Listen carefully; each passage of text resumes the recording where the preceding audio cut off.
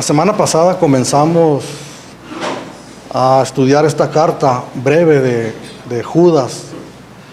Se menciona aquí como Judas Apóstol, la epístola universal de Judas Apóstol. Y lo que estuvimos mirando la semana pasada, pues fue primeramente quién era Judas, ¿verdad?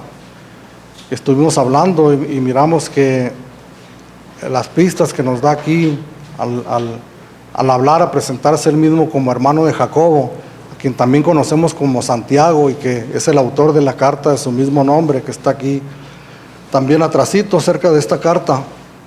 Y pues llegamos a la conclusión, ¿verdad?, bíblicamente, que se trata de uno de los hermanos de Jesucristo, de Jesús.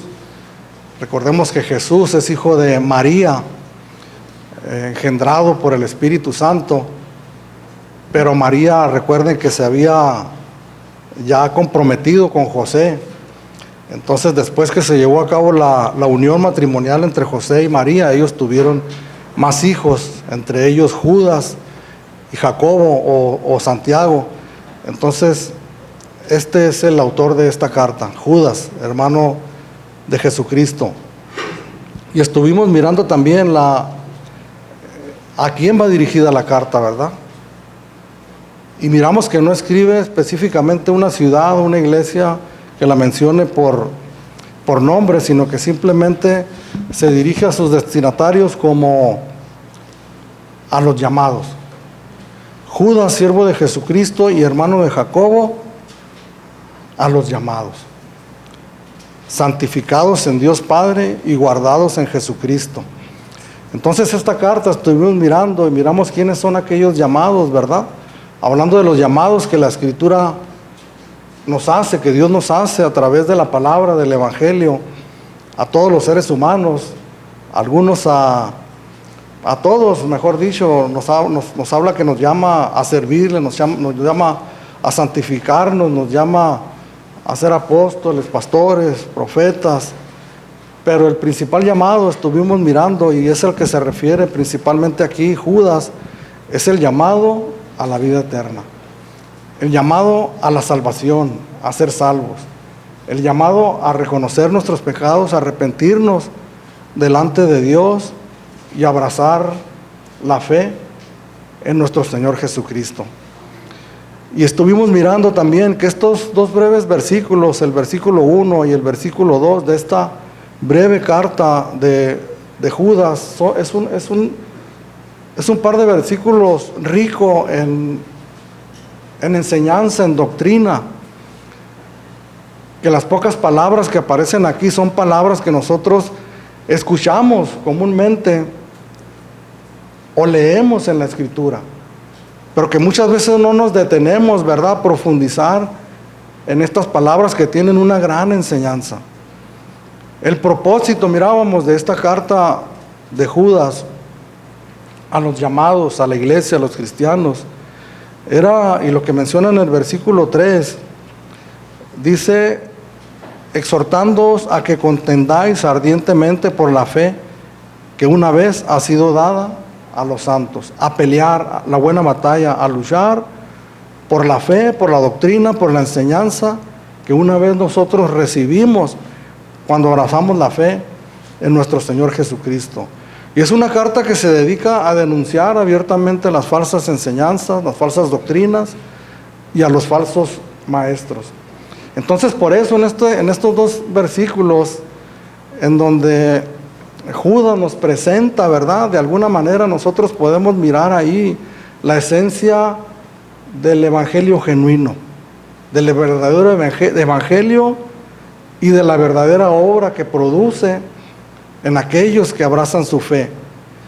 Menciona también, hermanos, las bendiciones maravillosas y grandiosas que Dios nos ha dado por el hecho de haber abrazado la fe.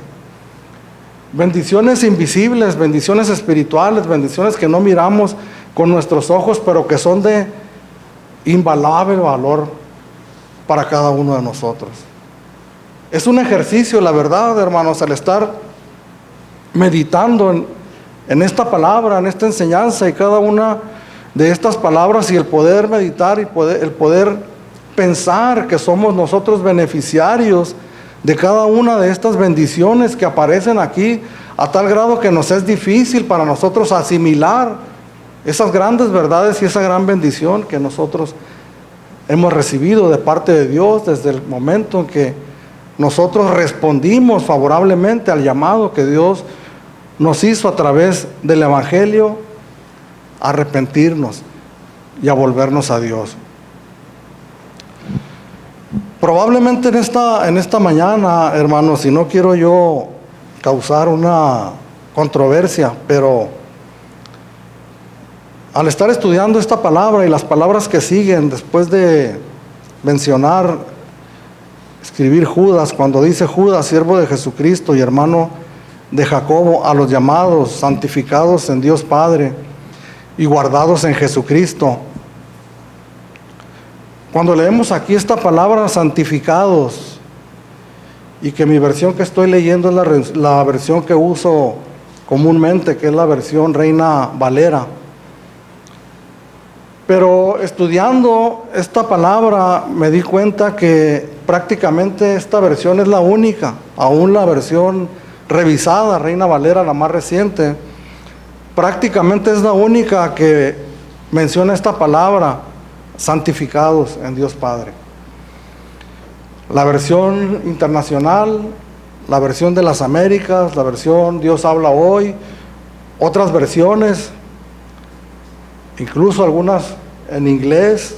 Tengo una Biblia en inglés ahí en casa, que no sé leer inglés, pero la tengo ahí. Y revisándolas miraba yo que no venía esta palabra, santificados. Entonces, antes de continuar, hermanos, y algo que tenemos que entender nosotros, que nosotros creemos que la palabra de Dios es inerrante, que no contiene errores de origen, que lo que nosotros tenemos, lo que usted tiene en sus manos, son copias, ¿verdad?, que han salido de otras copias que fueron apareciendo a lo largo de la historia, y que en algunos puntos, pocos como en hay algunas palabras que muy probablemente no deberían de estar ahí. Sin embargo, estos pocos errores que nosotros podemos encontrar, si les queremos llamar así, no cambian absolutamente en nada la esencia de la verdad de la palabra de Dios. De hecho, si nosotros continuáramos con esta palabra a los llamados santificados en Dios Padre, no estaríamos hablando nada equivocado, ¿verdad? Porque Dios nos llama a la salvación, a ser salvos. Inmediatamente después empieza en nosotros un proceso de santificación, de purificación, ¿verdad?, de nuestras vidas, de nuestras almas.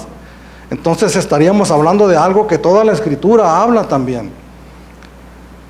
Pero en otras versiones, le repito, lo que dice es, después de esta palabra, dice a los llamados, amados en Dios Padre.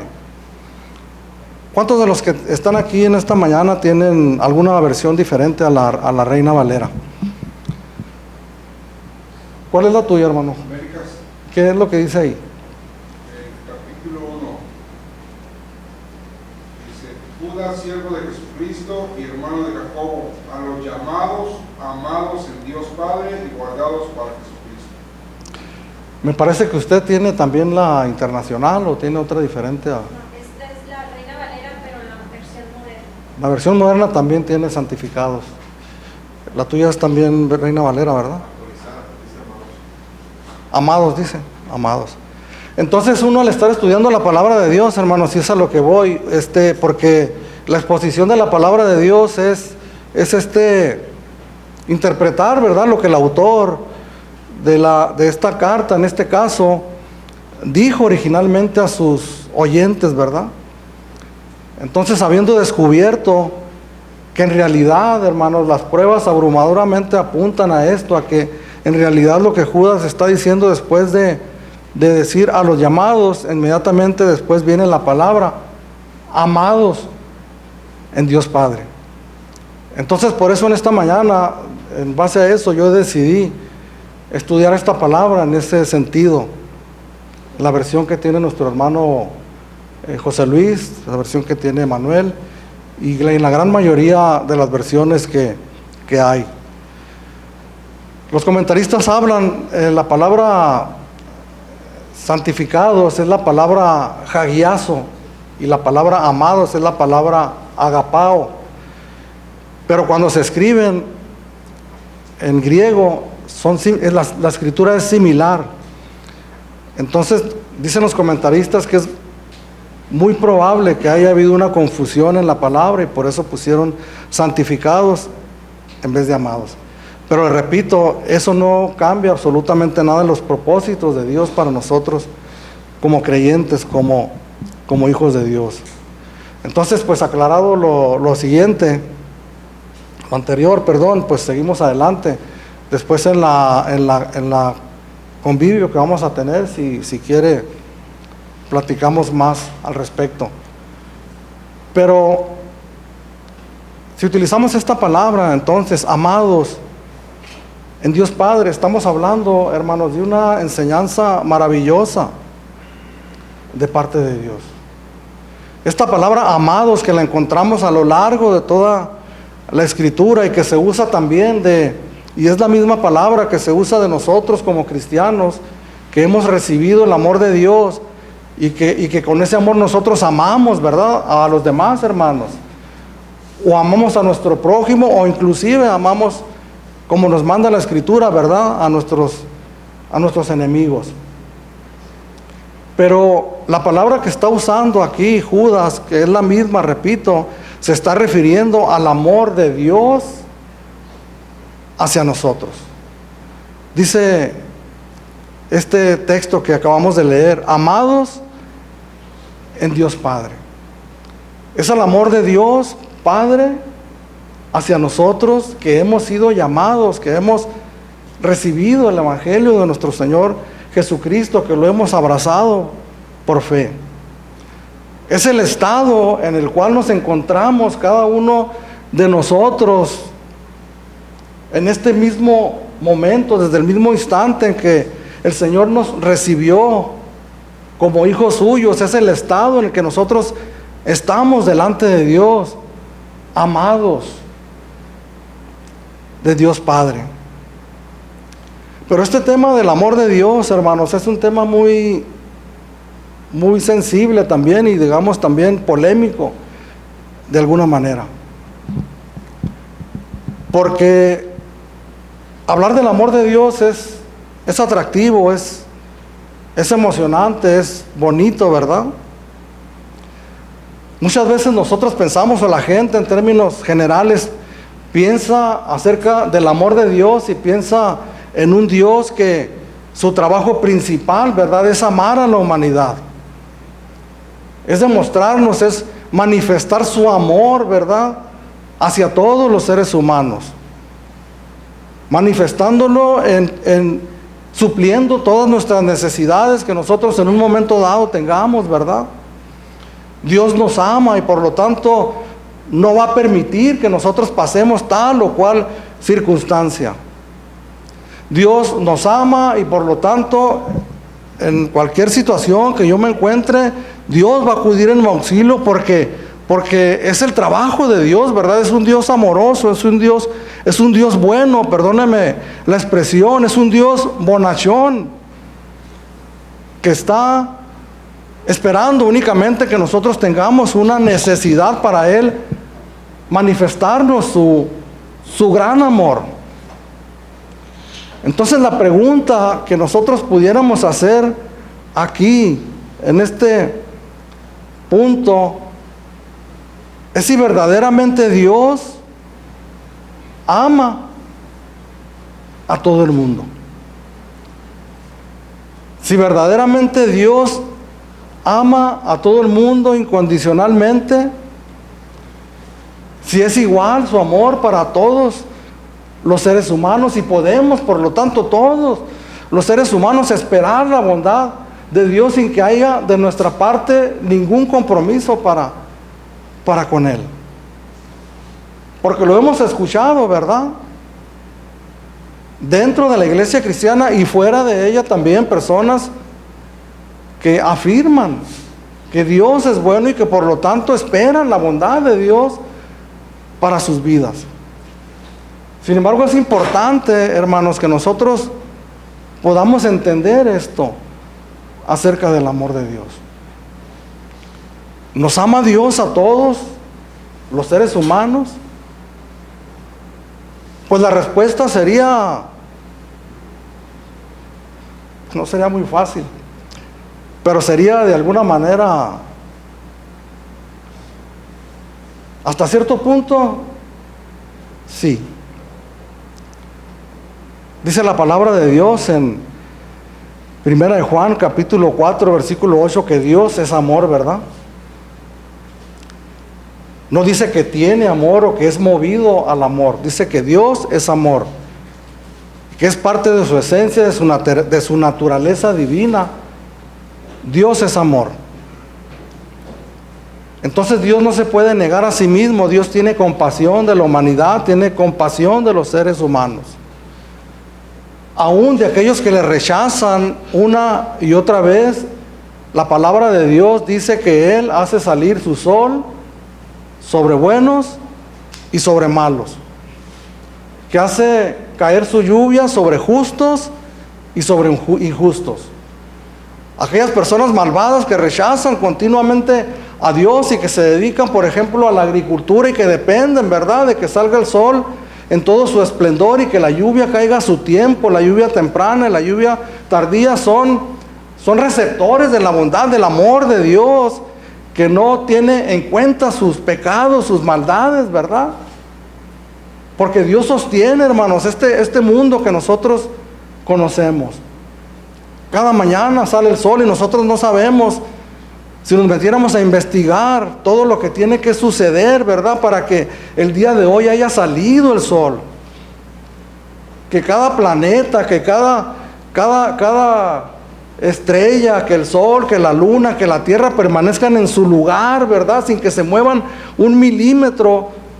Eso es la demostración del amor de Dios para que este mundo siga rodando, ¿verdad?, y nosotros sigamos presentes aquí. Conocemos personas que no quieren saber nada con Dios, inclusive personas ateas, personas a nuestros ojos inclusive malvadas, y podemos mirar, ¿verdad?, vidas que podemos mirar una manifestación ahí de que están pasándola bien, de que tienen familias, de que tienen hijos sanos, que tienen un buen trabajo, una buena economía. Y todo eso es gracias a la misericordia de Dios. Porque Dios es amor. Sin embargo, hermanos, yo decía, hasta cierto punto, sí, Dios manifiesta su amor a la humanidad porque Dios es amor. Sin embargo, algo que nos dice la palabra de Dios acerca de Dios también es que Dios es santo y es justo. Que lo mismo que la naturaleza de Dios en el amor es parte de su naturaleza, igualmente también la justicia y la santidad es parte inherente de la naturaleza de Dios, que no se puede separar de ella, que así es Dios. Entonces, ¿cuál es la actitud de Dios? Ya profundizando más ante la vida o ante el caminar de aquellas personas que le rechazan continuamente. Habacuc, capítulo 1, versículo 11, dice: muy limpio eres de ojos para ver el mal, ni puedes ver el agravio. Hebreos capítulo 1, versículo 9: has amado la justicia y aborrecido la maldad. El hecho de enfocarnos, hermanos, en que Dios es amor hace tal vez que nosotros perdamos de vista la verdadera naturaleza de Dios.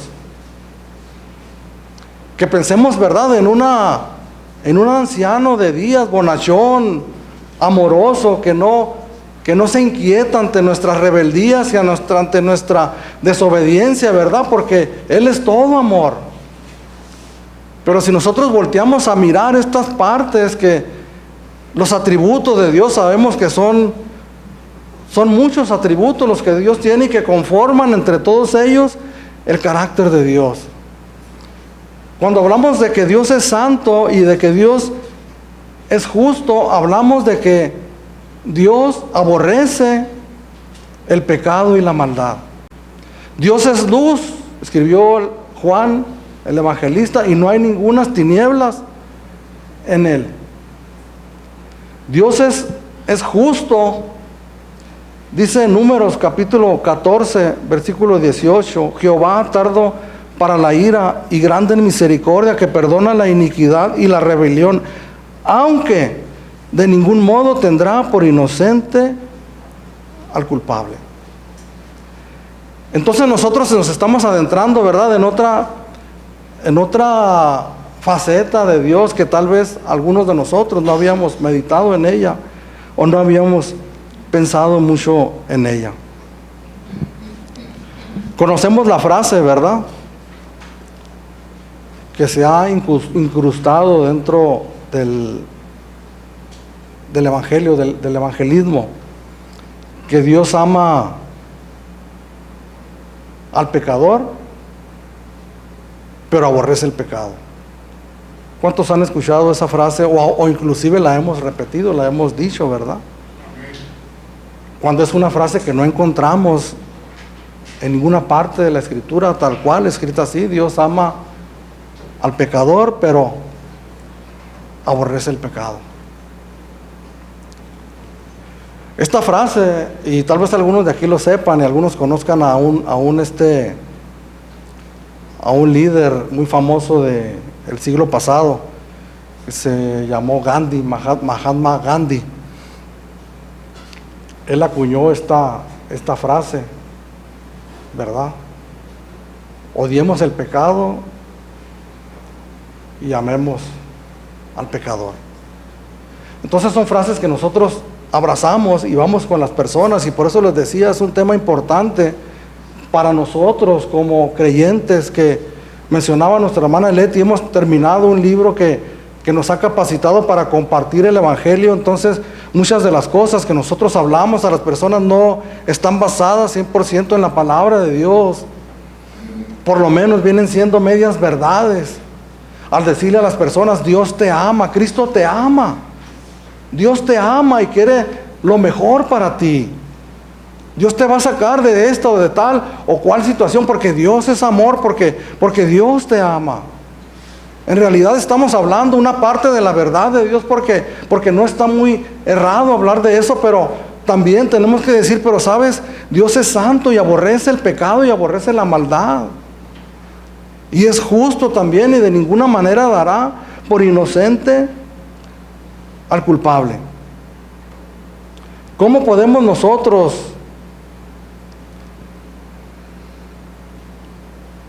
amar, decir que Dios ama al pecador y aborrece el pecado? Solamente que dividiéramos, ¿verdad?, al ser humano, lo pusiéramos en una parte y pusiéramos su pecado en otra parte. Sin embargo, así como Dios tiene sus atributos, nosotros como seres humanos también tenemos una personalidad, tenemos atributos humanos. Y uno de ellos, a raíz de la caída en el huerto del Edén, es que nosotros tenemos una naturaleza pecaminosa. En Mateo capítulo 15, versículo 19, el Señor Jesucristo pronunció estas palabras: porque del corazón salen los malos pensamientos, los homicidios, los adulterios, las fornicaciones, los hurtos, los falsos testimonios, las blasfemias. ¿De dónde salen todas estas cosas, hermanos? Del corazón. Cuando el Señor Jesús está hablando esta enseñanza, Él específicamente está diciendo no es lo que entra, ¿verdad?, en el hombre, lo que contamina en el hombre, sino es lo que sale del hombre, lo que contamina en el hombre. Y básicamente esto no es lo que está fuera de nosotros lo que nos contamina. Es lo que ya está en nosotros, lo que es parte esencial de nuestra vida, de nuestra naturaleza, lo que está en nuestro corazón. Y cuando hablamos del corazón, hablamos de la naturaleza, de todo el ser humano, de nuestra vida, de quiénes somos nosotros. Y que estamos contaminados por el pecado, ¿verdad? Y que todas las maldades que nosotros practicamos salen de dentro de nosotros, no están fuera de ellas. Esto es importante, hermanos, que nosotros lo entendamos, porque a veces vamos nosotros por el mundo conmiserándonos de las personas y diciéndolo, sabes, es que sufriste mucho, yo lo entiendo, te hicieron mucho daño en tu familia, te pasó esto, te pasó lo otro, pero mira, Dios es bueno, Dios te quiere sanar, Dios quiere sacarte de ahí, porque Dios es amor. Pero no, hermano, ciertamente afectan las cuestiones difíciles, traumáticas, que suceden externamente hacia nosotros. Pero lo que el Señor está hablando aquí es que nos hace a nosotros responsables del pecado y de la maldad que fluye dentro de nosotros. Entonces, hermanos, podemos decir nosotros, basado en estas enseñanzas bíblicas, que Dios no solamente aborrece el pecado, sino que también aborrece al pecador. Son palabras difíciles, ¿verdad?, de asimilar, palabras difíciles de recibir. Sin embargo, son verdades que nosotros tenemos que dar a conocer para que la gente y que nosotros mismos como creyentes, como cristianos, conozcamos al Dios verdadero de la Biblia. Le quiero mencionar algunos textos, y que no son todos los que apoyan esta palabra que les estoy compartiendo, pero les quiero mencionar algunos. Uno está en Salmos capítulo 5, versículo 4 y 6. Porque tú no eres un Dios que se complace en la maldad, el malo no habitará junto a ti. Los insensatos estarán delante de tus ojos. Aborreces a todos los que hacen iniquidad, destruirás a los que hablan mentira. Al hombre sanguinario, engañador, abominará Jehová. Salmos capítulo 7, versículo 11. Dios es juez justo y Dios está airado contra el impío todos los días. Proverbios capítulo 6, verso 16 al 19. 6 cosas aborrece Jehová, y aún 7 abomina su alma: los ojos altivos, la lengua mentirosa, las manos derramadoras de sangre inocente, el corazón que maquina pensamientos inicuos, los pies presurosos para correr al mal, el testigo falso que habla mentiras, y el que siembra discordia entre hermanos. ¿Cómo empieza este texto? 6 cosas aborrece Jehová y aún abomina su alma. Romanos capítulo 1, verso 18. Porque la ira de Dios se revela desde el cielo contra toda impiedad e injusticia de los hombres que detienen con injusticia la verdad. ¿Qué es la impresión que viene a nosotros cuando escuchamos estas palabras que describen a Dios airado en contra de los seres humanos que caminamos en rebeldía, que vivimos practicando la maldad o simplemente vivimos lejos de los caminos del Señor? ¿Qué es lo que viene a nuestros pensamientos cuando nosotros escuchamos palabras como aborrecer, como un Dios airado en contra de aquellos que están en la práctica del pecado? Lo que viene a nuestras mentes, ¿verdad?, es lo que nosotros conocemos cuando hemos nosotros mismos tenido enojo, tenido ira dentro de nosotros, o nuestros padres, ¿verdad? Que recordamos a nuestros padres, cómo ellos se airaban en contra de nosotros cuando nosotros hacíamos travesuras y allá en los tiempos pasados que usaban la varita, ¿no? O que usaban algo que nos daban y mirábamos sus rostros y mirábamos rostros airados, enojados. Cuando nosotros escuchamos estas palabras, la ira de Dios, el que Dios aborrece, porque esta palabra aborrecer significa odiar, que Dios odia el pecado.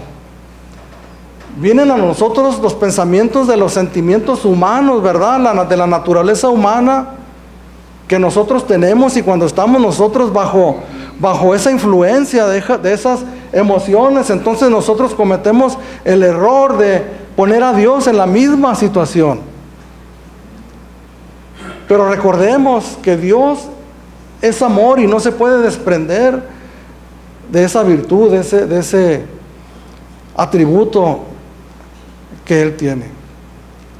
Dios no es como nosotros, hermanos. Nosotros en nuestra naturaleza humana podemos amar, ¿verdad? Con un amor natural. La capacidad muy débil, muy frágil que nosotros tenemos para amar, y amamos a ciertas personas, ¿verdad? Pero por alguna razón, tal vez ahora como creyentes ya no, eso es lo que esperamos, pero en otro tiempo aborrecíamos a otros, ¿verdad? No sentíamos ningún tipo de afecto por esa persona, no sentíamos ningún tipo de empatía por esa persona, sentíamos aborrecimiento, sentíamos odio.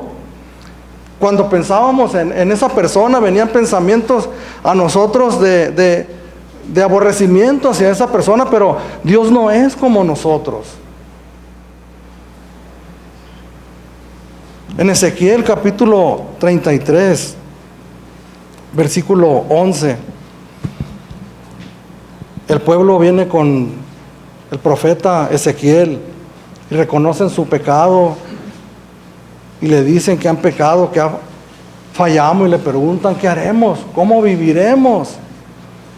Y el Señor va con Ezequiel, con el profeta, y le da una palabra y le dice esta palabra. Ezequiel 33, 11, le dice: diles, vivo yo, dice Jehová el Señor, que no quiero la muerte del impío, sino que se vuelva el impío de su camino y que viva. Volveos de vuestros malos caminos. ¿Por qué moriréis, oh casa de Israel? Cuando menciona dos veces una palabra, se menciona dos veces la misma palabra en la Escritura, está hablando de una intensidad, está hablando de una carga, por decirlo así, emocional, porque sabemos que Dios no es emocional, pero para poderlo entender, podemos entender una carga intensa, emocional, ¿verdad?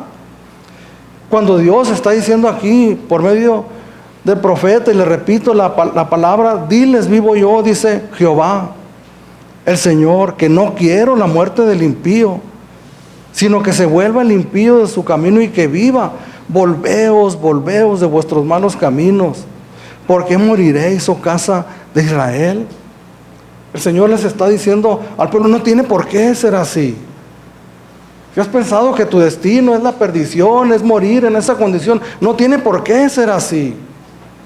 Y esa es precisamente la buena nueva del Evangelio, ¿verdad? Que nos manda a nosotros a anunciar esto, que no tiene por qué ser así. Cuando nosotros miramos personas perdidas terriblemente, malgastando sus vidas en tantas cosas, tiene que venir un pensamiento a nuestras mentes y decir: no, tiene por qué ser así. Porque Dios verdaderamente es amor. Dios se duele, hermanos, de la condición de los seres humanos. No se goza como nos gozaríamos tal vez nosotros en que alguien reciba su merecido. O en otro tiempo, al pensar en ciertas personas, aún nosotros en nuestra mente desearíamos algún mal para ellas tal vez. Porque se lo merece, decimos, por la vida que está llevando, por lo que hizo. Sin embargo, el corazón y el deseo de Dios, hermanos, no es así, no es como nosotros. Él se duele de la condición del ser humano y se duele del castigo que Él tiene irremediablemente para todos ellos, si no se arrepienten. Mateo capítulo 23, verso 37, el Señor Jesucristo, y entre paréntesis podemos mirar la deidad de Jesús aquí también, atribuyéndose Él palabras del Padre, y hablando al pueblo de Israel y hablando con esa carga emocional, con esa intensidad en su corazón, diciendo: Jerusalén, Jerusalén, que matas a los profetas y apedreas a los que te son enviados. ¿Cuántas veces quise juntar a tus hijos como la gallina junta sus polluelos debajo de las alas, y no quisiste?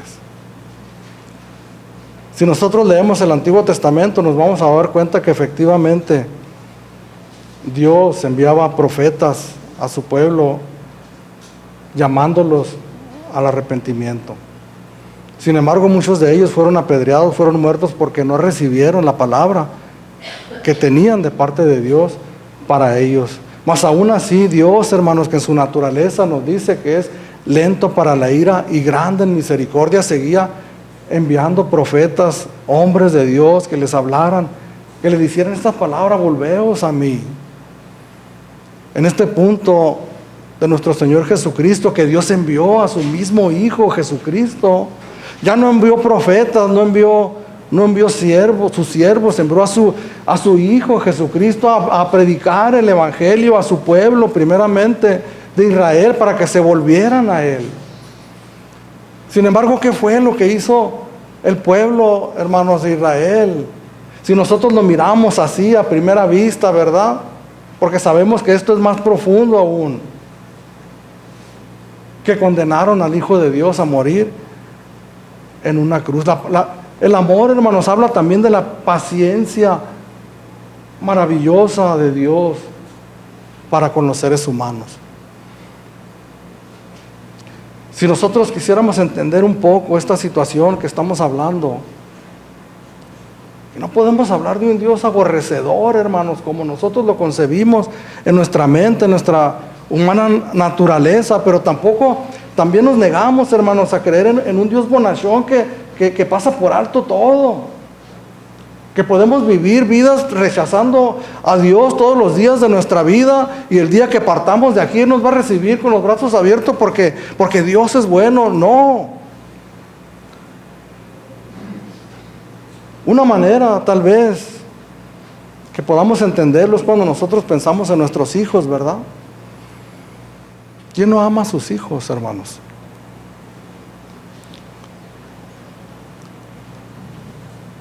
En términos generales, porque sucede, ¿verdad?, que hay padres desnaturalizados que no manifiestan ese amor, todo lo contrario, que hacen daño a sus hijos.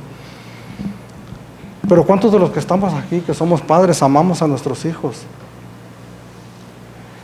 Y estaríamos dispuestos a muchas cosas por ellos. Pero ¿cuántas veces nos han hecho enojar, verdad? ¿Cuántas veces nos han arrancado un enojo, tal vez una ira incontrolable en ese momento? Pero sabemos que seguimos amando a nuestros hijos, aún en la condición que ellos se encuentran. Sin embargo, eso trae tristeza y trae aflicción a nuestra alma. En la palabra de Dios, en 2 de Samuel, capítulo 15 en adelante, está todo Samuel, Crónicas, Reyes, habla de la historia de David. El rey David como el tipo, ¿verdad?, del Mesías venidero, como el prototipo de Jesucristo. Recordemos cómo hablaban de Jesús y le decían: Jesús, hijo de David, ten misericordia de mí. Era un título para el Mesías que ellos estaban esperando. David tuvo muchos hijos, y uno de ellos se llamó Absalón, un hijo que le había dado problemas fuertes a David. Pero en este caso, capítulo 15 en adelante, segunda de Samuel, que Absalón se levantó en contra de de su padre David para arrebatarle el reino, el reinado de Israel. Y dice que se levantó en contra de él, levantó un ejército y se levantó en contra de David. Dice que David con su ejército iba huyendo, iban subiendo el monte de los olivos, y dice la escritura, capítulo 15, versículo 30, que David subió ese monte llorando. Imaginemos el dolor de David, hermanos, su hijo atrás, Absalón, aquel que había mirado pequeñito, lo había cargado en sus brazos, ¿verdad? Ahora venía atrás de él dispuesto a arrancarle no solamente la corona, sino la vida también. Iba decidido. Más adelante se dio inevitablemente la batalla, y David le dice a sus generales, les dice: no toquen la vida de mi hijo Absalón, por favor. Cuando terminó la batalla, dice que Absalón quedó colgado en unas ramas, colgando del pelo. Y uno de los generales que había escuchado esa orden de David la ignoró y le dio muerte a Absalón. Cuando le dijeron a David que su hijo Absalón había muerto, dice la escritura que David estalló en llanto incontrolable, diciendo: Absalón, Absalón, hijo mío, ¿quién diera que hubiera yo muerto en tu lugar? El amor de un padre, hermanos, por su hijo. Imaginémonos, pongámonos nosotros en esta situación. ¿Sabes una cosa? Ese es el amor de Dios. Cuando escuchamos las palabras de David: ¿quién diera que yo hubiera muerto en tu lugar? Cuando hablamos del amor del Padre, hablamos también del amor de su Hijo Jesucristo hacia nosotros. Jesús no vino, hermanos, a regañadientes, no vino obedeciendo una orden del Padre porque no le quedaba otra, sino que Él venía con la disposición también, en su gran amor de Dios, hermanos. Recordemos a nuestro Dios trino, Padre, Hijo, Espíritu Santo, su gran amor por la humanidad. ¿Y qué fue lo que hizo Jesús, hermanos, en la cruz del Calvario, sino poner su vida en lugar nuestro? Y recordamos esas palabras, hermanos, tan conmovedoras de David, que si las miramos en un término humano, pues simplemente nos conmueven. Pero si las miramos, hermanos, como el tipo de aquel que un día iba a venir a dar su vida por nosotros, podemos ir nosotros entendiendo verdaderamente el gran amor de Dios por los llamados, por sus hijos. Nosotros mismos, hermanos, que hoy somos creyentes, estábamos perdidos en otro tiempo. Y estábamos bajo la ira de Dios. Había molestia, había enojo, había ira de Dios por causa de nuestros malos caminos, por causa de nuestro aborrecimiento a Dios, porque Dios nos aborrece a nosotros y a nuestro pecado, hermanos, porque nosotros.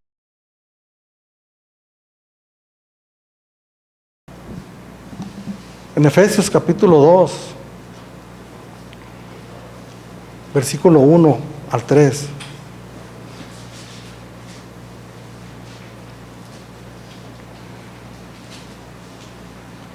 Dice la palabra de Dios: y Él os dio vida a vosotros cuando estabais muertos en vuestros delitos y pecados. Está hablando a cristianos, a creyentes, que les está recordando el apóstol Pablo en esta carta su condición anterior. Y les dice: Él les dio vida a vosotros cuando estabais muertos en vuestros delitos y pecados, en los cuales anduvisteis en otro tiempo, siguiendo la corriente de este mundo, conforme al príncipe de la potestad del aire, el espíritu que ahora opera en los hijos de desobediencia, entre los cuales también todos nosotros vivimos en otro tiempo, en los deseos de nuestra carne, haciendo la voluntad de la carne y de los pensamientos, y éramos por naturaleza hijos de ira, lo mismo que los demás. Nosotros también, hermanos, caminábamos en otro tiempo conforme a la corriente de este mundo. Hacíamos la voluntad del príncipe de las tinieblas que está en los aires, y hacíamos nosotros la voluntad de él, aunque nosotros lo ignoráramos. Hacíamos la voluntad de nuestra carne, dice el versículo 3, haciendo la voluntad de la carne y de los pensamientos. Y la conclusión es que nosotros éramos por naturaleza hijos de ira, lo mismo que los demás. Pero el verso 4, que dice esta palabra, pero Dios, que es rico en misericordia, por su gran amor con que nos amó, aún estando nosotros muertos en pecados, nos dio vida juntamente con Cristo. Por gracia sois salvos. Desde ese momento, hermanos, y lo que dice aquí el versículo 4, pero Dios, que es rico en misericordia, por su gran amor con que nos amó, versículo 5, aún estando nosotros muertos en pecados. Quiere decir que toda la iniciativa, todo el trabajo, por decirlo así, fue de parte de Dios, porque nosotros estábamos muertos en nuestros delitos y en nuestros pecados. Éramos hijos de ira por naturaleza, lo mismo que los demás. Pero Dios, que es rico en misericordia, por su gran amor con que nos amó, nos dio vida en Cristo Jesús. Entonces, todo este discurso, hermanos, para tratar de aclarar acerca de la esencia del amor de Dios. Si verdaderamente Dios nos ama a todos por igual, pasa por alto todos nuestros pecados, algún día Dios lo va a pasar por alto. Cuando lleguemos allá va a decir, no te preocupes, yo soy amor. Entender que Dios es santo y es justo, que aborrece el pecado y aborrece la maldad, es precisamente lo que nos aparta de Dios, nuestro pecado, nuestra iniquidad, porque no la puede soportar, no puede convivir simplemente con ella. Pero en el momento que nosotros abrazamos la fe, hermanos, en ese momento nosotros comenzamos a vivir en otra situación, en otra realidad, que es la que nosotros como cristianos debemos de entender. Que el estado actual en que nosotros vivimos es que somos amados de Dios, amados por el Padre. Que todo el peso del amor de Dios, hermanos, ha caído sobre nosotros. Que podamos comprenderlo. Les confieso, hermanos, al estar estudiando esta palabra, hacer ejercicios, hermano, en mi mente y en mi corazón para decir, Señor, enséñame a comprender eso de que verdaderamente soy amado por ti. Si la realidad nos dice que en otro tiempo éramos aborrecidos, no solamente nuestro pecado, sino nosotros mismos, hoy somos amados por el Padre. Aunque éramos pecadores, Dios envió a su Hijo Jesucristo a morir en nuestro lugar. Hubo un intercambio maravilloso ahí, hermanos.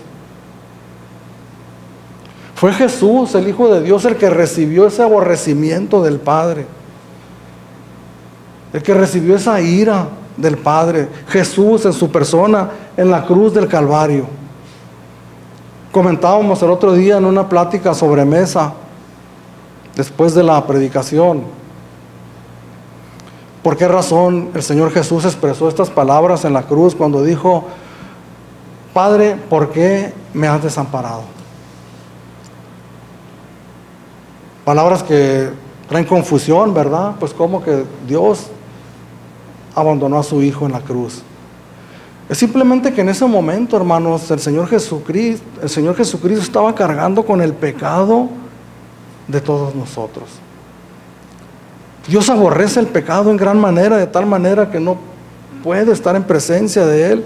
Y en ese momento se cortó la relación eterna, íntima que había entre el Padre y el Hijo por un momento. Por eso las palabras del Señor, que sabía que iba a suceder, que sabía que se iba a enfrentar a eso. Lo peor que le hubiera podido pasar no era el dolor de los clavos, el dolor de la corona de espinas, los insultos, las humillaciones. Eso no era lo peor. Cuando estaba en el huerto del Getsemaní y que oró al Padre: Padre, si es posible que pase de mí esta copa. ¿Cómo? Jesús está haciendo para atrás. ¿Cómo es eso? Pero es que si nosotros entendemos a lo que Él sabía que se iba a enfrentar, precisamente a eso, a una separación del Padre momentánea, por causa de nosotros. Jesús, hermanos, recibió la ira de Dios, la justicia de Dios en su persona, en lugar nuestro. Amén.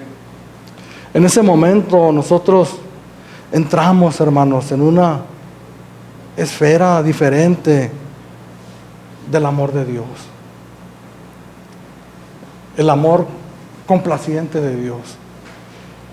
Que Dios se complace en cada uno de sus hijos verdaderamente, como nosotros nos complacemos con nuestros hijos cuando están pequeños. El otro día me decía mi esposa, al mirar a uno de nuestros nietos, decía: ¿por qué crecen? ¿Por qué no se quedan así?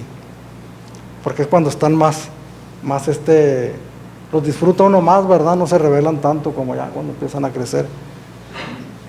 Pero nos complacemos en nuestros hijos al mirarlos dormir, desparramados en la cama. Se nos van los ojos, el corazón, todo en mirar. Nos complacemos en nuestros hijos porque les amamos.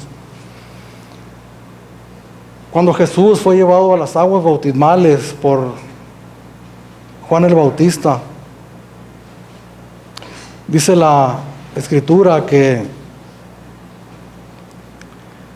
el Espíritu Santo descendió como una paloma sobre él, ¿verdad? Y se escuchó una voz del cielo que decía: este es mi Hijo amado, en quien tengo complacencia. Dios no nos ama, hermanos, no se complace en nosotros por lo que nosotros somos. Nosotros seguimos siendo pecadores. Nosotros seguimos fallándole a Dios. No le fallamos como antes. Repito, entramos en un proceso de santificación donde se va manifestando en nuestras vidas la obra de Dios y va trabajando en nosotros, ¿verdad? Paulatinamente, pero seguimos fallando, seguimos nosotros pecando.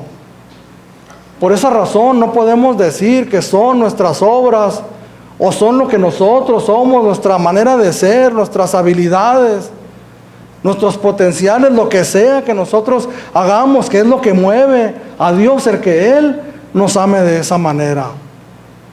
Es porque nosotros estamos, hermanos, en su Hijo Jesucristo.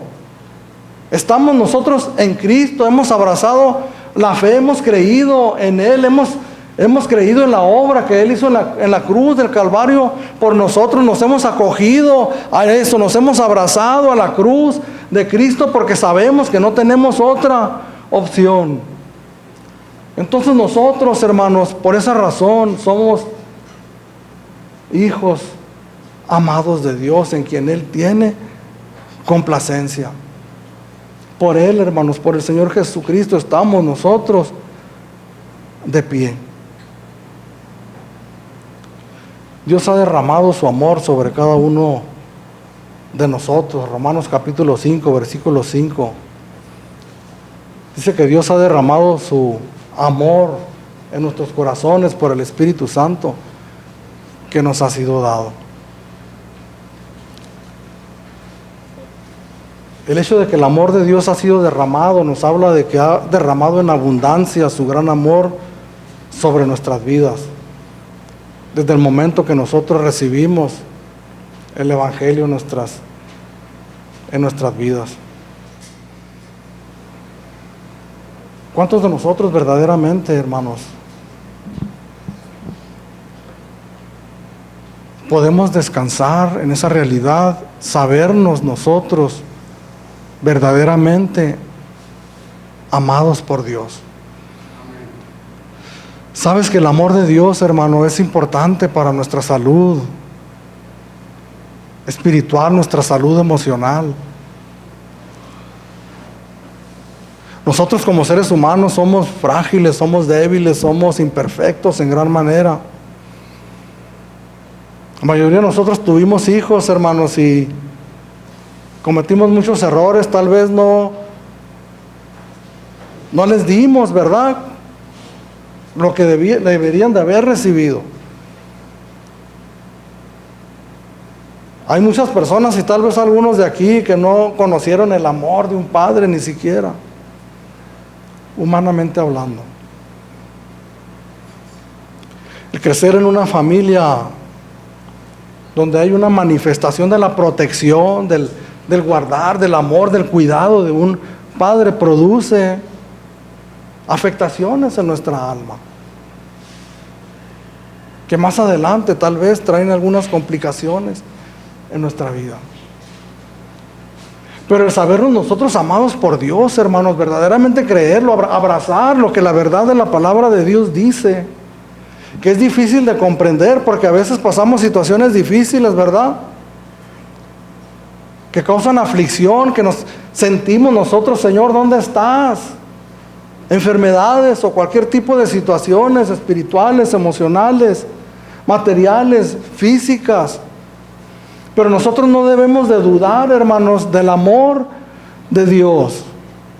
Nosotros recibimos en nuestra vida como creyentes, hermanos, lo que Dios sabe que es mejor para nosotros.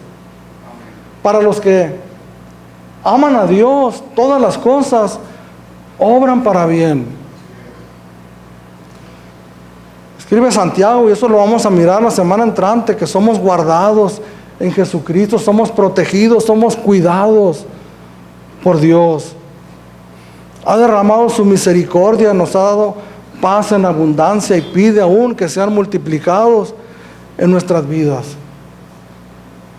Aunque tu padre y tu madre te dejaran, escribió el salmista David, con todo Jehová te recogerá.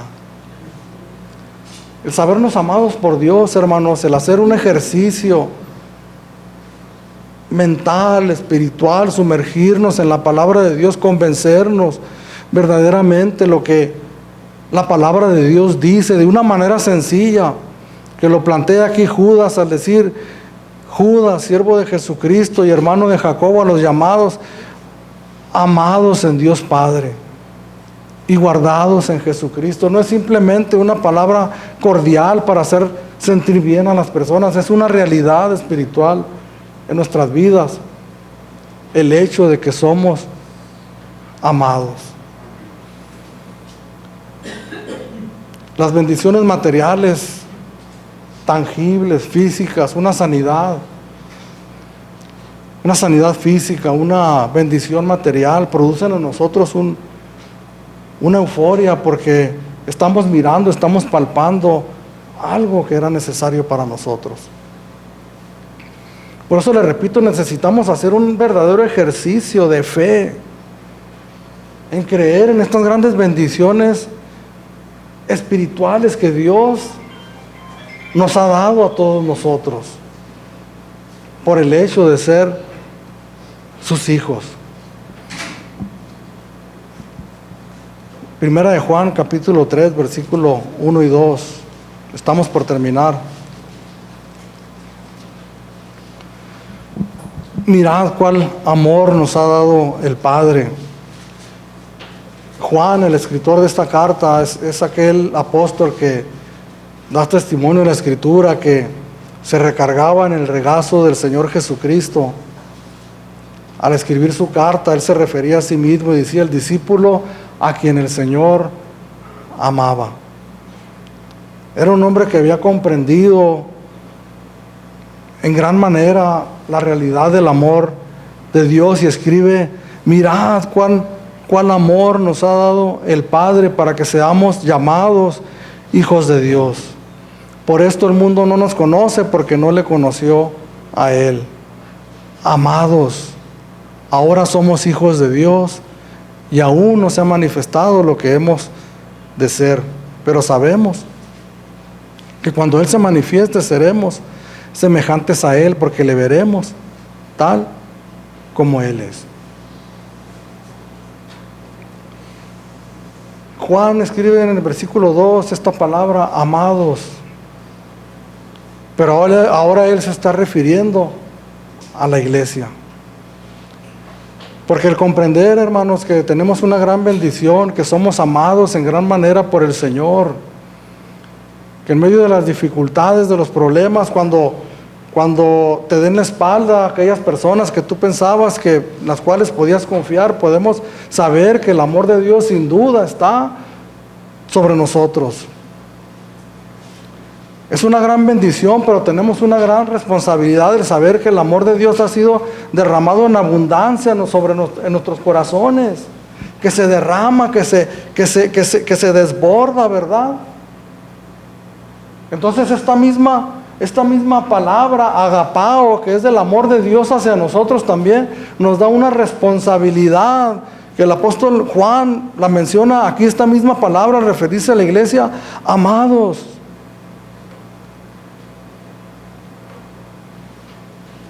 Entonces nosotros tenemos la gran responsabilidad, hermanos, de manifestar ese gran amor que Dios nos ha dado hacia los demás. Primera de Juan capítulo 4, versículo 9 al 10, y con esto termino. En esto se mostró el amor de Dios para con nosotros, en que Dios envió a su Hijo unigénito al mundo para que vivamos por Él. En esto consiste el amor, no en que nosotros hayamos amado a Dios, sino en que Él nos amó a nosotros y envió a su Hijo en propiciación por nuestros pecados. Visiblemente en una cruz, un hombre llamado Jesús, derramando su sangre por nosotros, dando su vida, recibiendo la ira, el castigo de Dios en lugar nuestro. Versículo 11. Amados, Juan hacia la iglesia, si Dios nos ha amado así, por eso es importante la persuasión a través de la palabra, que nosotros creamos que verdaderamente Dios nos ama. No únicamente para sentirnos bien, que es uno de los propósitos, sentirnos protegidos, sentirnos verdaderamente guardados por Dios. Pero debemos entender esto para que nosotros podamos aplicar esta gran verdad en nuestras vidas, hermanos. Amados, si Dios nos ha amado así, debemos también nosotros amarnos unos a otros. Nadie ha visto jamás a Dios. Si nos amamos unos a otros, Dios permanece en nosotros y su amor se ha perfeccionado en nosotros. Nadie jamás ha visto a Dios ni le va a ver mientras estemos en este mundo. Lo que sí van a ver es cómo nos amamos los unos a los otros.